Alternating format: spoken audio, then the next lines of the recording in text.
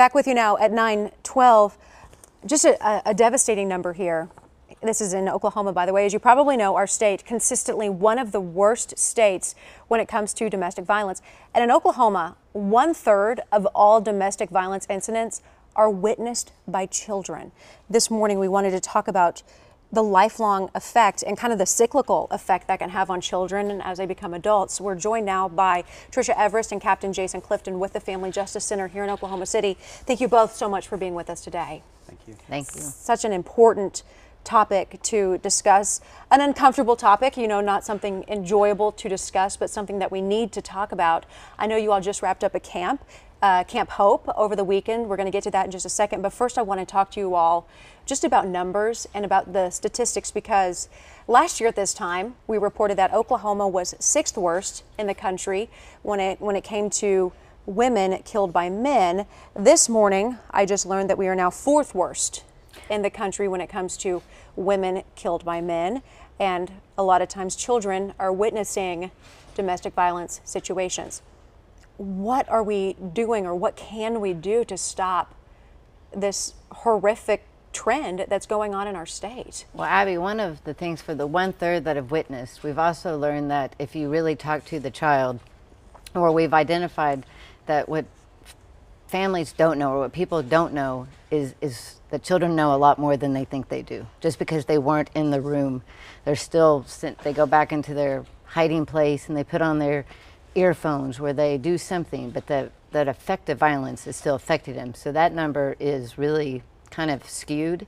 And as you said, it is a hard topic. No one wants to. When we just finished Camp Hope, and we'll get into that a little bit, some of the things that the children that have witnessed, you know, you can't talk about with most people, because most parents would not want to know all of that. And Jason, you want to talk about the lethality? The lethality, what we've always said about domestic violence is if it's predictable, it's preventable. And lethality, we show certain characteristics in offenders that you can match them up with what's coming. And to answer your question, the best say is you break the cycle. These kids grow up in homes where mom and dad are fighting on a regular basis, and it becomes a norm to them. They grow up thinking that's how relationships work. They fight, they physically and verbally both, and it's abusive. It destroys the kids in the home.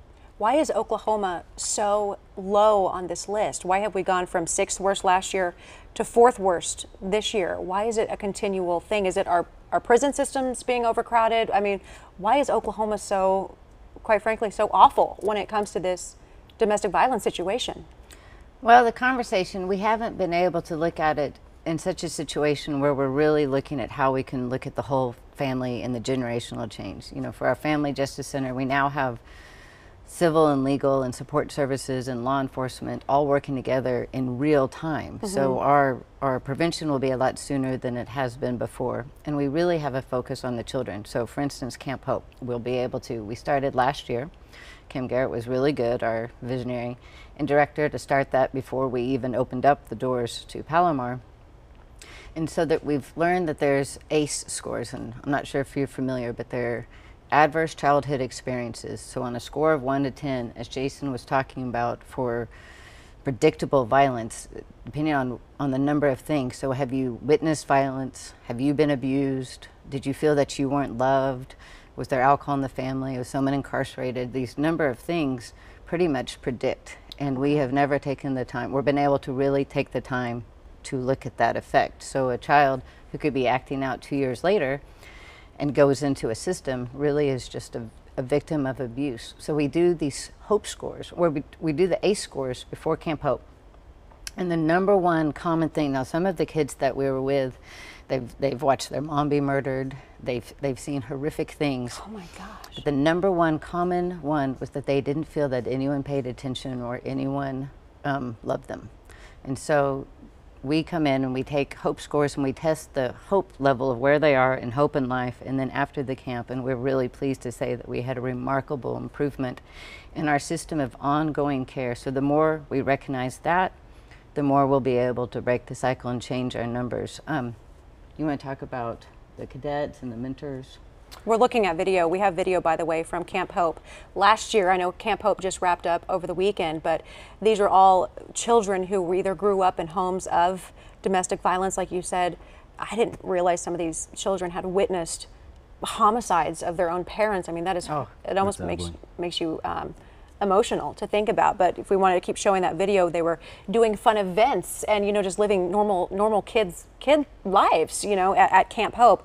And you, as a police captain, when you go to these scenes, a domestic violence, or when you get called to a domestic situation, and there's a kid in the home, and you're a parent, what kind of gravity does that add to the situation? It's just ugly. There's no other word for it.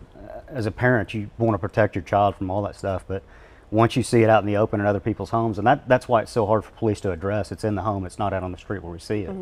You feel for these kids. You want to do something about it, and finally we've got the Family Justice Center that does something about it. Right. Camp Hope. I mean, it takes them out. It's their vacation for the summer that most kids take to the beach or, you know, to an amusement park. This is their opportunity to go out and be kids and be around other kids that have been traumatized in the same way, so they have the same feelings, the same triggers. It makes its own community. It's an ongoing program too, which is very important. Once we bring these kids into Camp Hope, we don't leave them for the rest of the year. You can't bring them in and forge that relationship without continuing on. So every other month or every month we have reunions where they all come back in together, and it's the same mentors. They see the same people, they see the growth, they talk about problems, issues they're having, so we continue on through that process. Are these all children in Oklahoma City or an Oklahoma-based Camp These are all Hope? children from Oklahoma City. So we have children that are with us. We were able to send 49 this year. Oh, wow. Last year we had 27, and we Doubled. increased the age Okay. from 7 to 11 to now we had up to 16-year-olds. One, we had siblings. One, we had people coming back. Camp Hope also is in Tulsa, so we combined. So the camp combined the space and the location and some shared activities. But generally, we want to keep it regional so that we can continue that ongoing and the transportation issues, so that families can continue with the reunions and the ongoing. We had one child last year who came out to camp, and he was, I hate everybody, I want to kill everybody.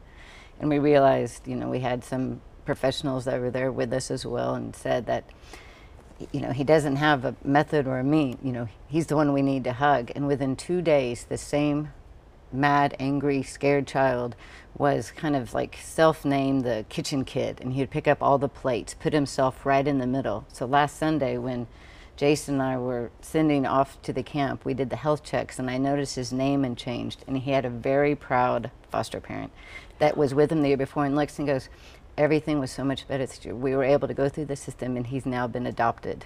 You know, that she was able to adopt him, and you just see. We've had parents come back, or guardians, or foster parents, or grandparents, and one of them said last year that for 4 years they hadn't heard their son laugh, and when he came home from Camp Hope, he laughed, and then that child was able, we were able to break one of his siblings. So you're seeing things change, and hopefully breaking this cycle. Hopefully Yes. Hopefully in 10 years we won't be fourth on that list. I quickly want to put up the information about the Family Justice Center. If there is somebody watching right now, the Family Justice Center houses more than 30 agencies in just one building. If you or somebody you know is a victim of domestic violence, that is where you need to go right now, near Northwest 11th and Hudson. Very, very important. Palomar, the Family Justice Center known as Palomar. Just go there. They will get your help. Also take your children. Take your children. Yes. Children can go there as well. And like you guys said, this Camp Hope is an ongoing thing. It's not just a once a year thing. It's an ongoing program. Very, very important. And unfortunately, even more important in Oklahoma than it is in other states, because our trend is, it's not where it needs to be. No. So I certainly appreciate your time. And we appreciate you. I hope you know Thank that you guys are changing lives. Thank You you. really are. And just the couple of stories you told me, you certainly are changing lives. Tricia, Thank you. Captain, we certainly appreciate it. KOCO 5 News in the morning.